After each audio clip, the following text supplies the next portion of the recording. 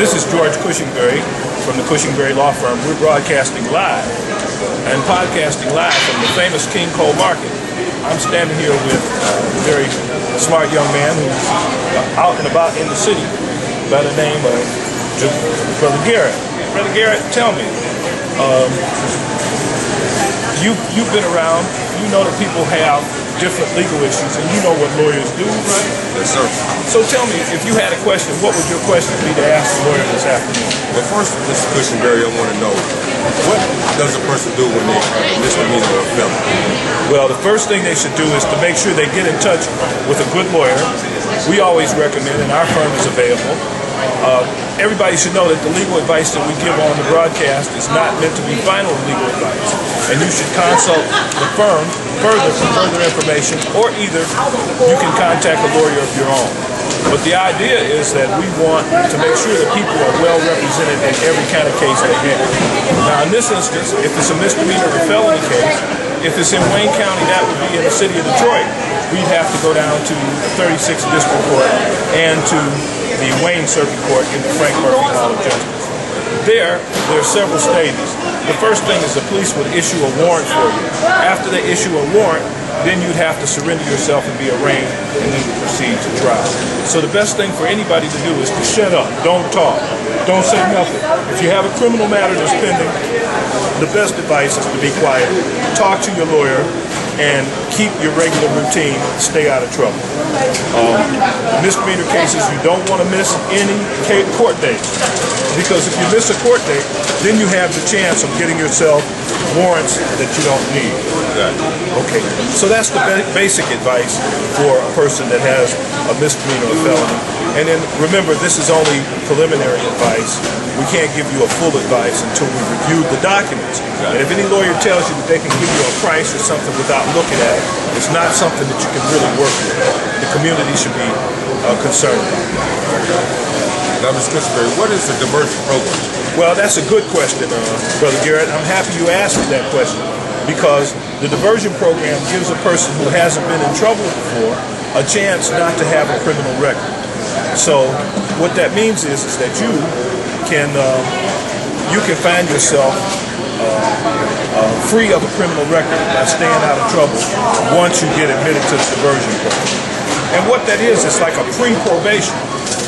They will, if you're qualified, and go through a whole bunch to see if you're the kind of person that we want to give that kind of chance to. And then we will move from there to a program where they'll monitor you, they'll ask you to go to school and those sorts of things.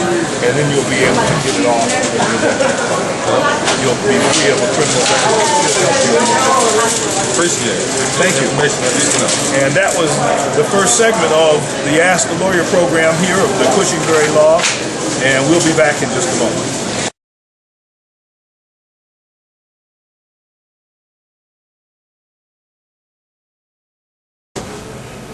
Welcome, ladies and gentlemen, to People, Power, and Politics. I'm George Cushingberry. I want to thank the Cushingberry Law Firm for bringing me to you today. We are podcasting live at the King Cole Markets right here in Midtown Detroit, a very famous store. We'll be showing you some shots of this beautiful new store in the great city of Detroit. So often we have this idea that we don't have beautiful things in our city, good places to shop with fresh vegetables and meats. Well, we're going to dispel those rumors today. Who needs Kroger's? Who needs the so-called name brands? We got better stores, we got better prices, and you can get better bargains, and you can get more Michigan products when you come to King Cole Supermarket. Now, King Cole Supermarket is located right here in the middle of the city of Detroit. I want to thank the Manny family for their continued support of this broadcast, this podcast, and ask you to join us any day of the week. Specials, we're open from 9 until 9. We'll be looking at other parts of the store on other occasions. But first, in every program, we start with our worship. For those of you who don't know me, my name is George Cushingberry. I'm very pleased to be brought today by George Cushingberry and Associates, PLLC, attorneys in law. I am also associate minister at the Northwest Unity Baptist Church. I've been broadcasting here in Detroit for over 30 years. We've been on various TV and radio stations over the years, and we're just pleased to continue that broadcasting career. Now we'll start with our Sunday school lesson for this week, qualifications of worship leaders. I'll read our focal text, which comes from 1 Timothy 3:1. This is a true saying, if a man desire the office of a bishop, he desireth a good work. A bishop then must be blameless, the husband of one wife, vigilant, sober, of good behavior, given to hospitality, apt to teach, not given to strong wine nor striker, not greedy of filthy lucre, but patient, not a brawler, not covetous, one that ruleth his own well, having his children in subjection with all gravity. For if a man know not how to rule his own house, how shall he take care of the church of God? Not a novice, lest being lifted up with pride, he fall into the condemnation of the devil. Moreover, he must have a good report with them which are without, lest he fall into reproach and the snare of the devil. Likewise must the deacons be grave, not double-tongued, not given to much wine, not greedy for filthy lucre, holding the mystery of the faith in a pure conscience, and let these also first be proved. Then let them use the office of a deacon, being found blameless. Let the deacon be the husband of one wife, and ruling their children in their house as well. For they that have used the office of a deacon well purchased themselves a good degree and grave boldness in the faith which is in Christ Jesus. Well, ladies and gentlemen, this is our opening program, and I'm just pleased to be back doing the Sunday school lessons every week.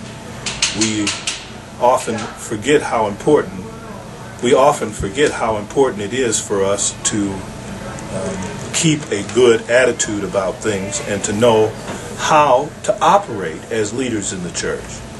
Now, there's always those who believe that you ought to be a teetotaler, but it seems that the scripture really tells us not to be drunk with wine, not to drink too much. And that's just not as it relates to alcohol. That's also that you don't want to have too much food. You don't want to have too much addiction to clothes. You don't want to do any of it. You want to be temperate in everything that you do. And let's not be so quick to go criticize others before we take the planks out of our own eyes. Let us try to figure out how to be good partners and leaders in the church and in the community. Because a church that's not in the community is not truly a church. Are we doing what we're supposed to do with those who are less fortunate? In this great town of ours, and this is George Cushingberry, we're broadcasting live from Midtown Detroit at the famous King Cole Market, a landmark in Detroit, a brand new supermarket right here in our heart of our city, right on Woodward Avenue. I'm coming to you from 8 Mile now down. We're over here on Woodward Avenue and Claremont in the heart of the city. This is a beautiful city. We live in a wonderful city. It has problems and it has bad parts. But this program is to help us break out of this despair orientation where we think everything is so bad in our city that we can't do good. I want folks to know that we have beautiful supermarkets like this one, King Cole, where I shop, and I recommend. You can visit them at kingcolefoods.com on the World Wide Web if you would like to see the specials and the prices of what's going on today. We will have an Ask the Lawyer segment, and then we will have a discussion of current issues as we go along. The program is designed to be between 30 and 1 hour. We've already had an opportunity to talk with you a little bit about this lesson. This lesson has plenty of light for any of us in any profession. While it's directed at bishops and deacons, What it's really telling us is how we should live as individuals, because we should all desire the work of a bishop. Now, it's interesting. He has to be a man of one wife. Now, remember who's writing this. This ain't Jesus writing this. This is Paul. Paul never got married. In fact, he often told how he had sacrificed himself and had never taken a wife. He also had a thorn in his flesh. So I don't know. We don't know all the details in the translations, but we do know that the other things that he mentions here are so important. Good leadership is patient, good listeners, able to sit down and listen to what people have to say to you, and then try to craft a plan. Oftentimes when I had a chance to talk with young people, I would tell them that we have to learn how to quit rapping and start mapping more. We need to figure out how to come up with a way to give our children opportunities to exceed whatever heights they want to. And those of you who are in the community, how dare you suggest to children that they don't need to get more education? None of us know enough. We all should be trying to get additional education. And the one thing that this lesson shows us is that they want you to study, because earlier in Timothy, he talks about it. And as you look at what it takes to be a leader, you should also look at what it takes to be a leader in the church as guide for what you should look for leaders in all the other areas. For example,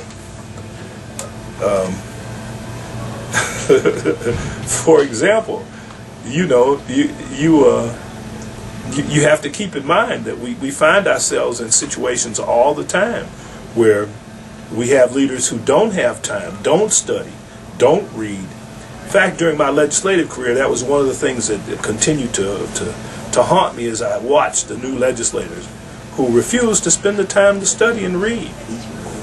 So I'm hoping that we'll be able to get this lesson across to all of us about all parts of our life. And this is the Prospector Reveals, People, Power, and Politics.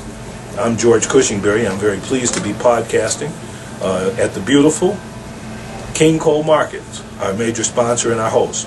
We'll be coming to you on Saturdays periodically. We'll try to see to it if we can come every Saturday from some part of the world as we continue to go around and practice law and practice church and practice life. Because ultimately all of life is integrated. You can't break it apart. You can't segment it. This lesson this morning, this afternoon, today, is a kind of lesson that's good for us in life. We should realize that we all have the capabilities of being leaders like deacons and bishops in the church.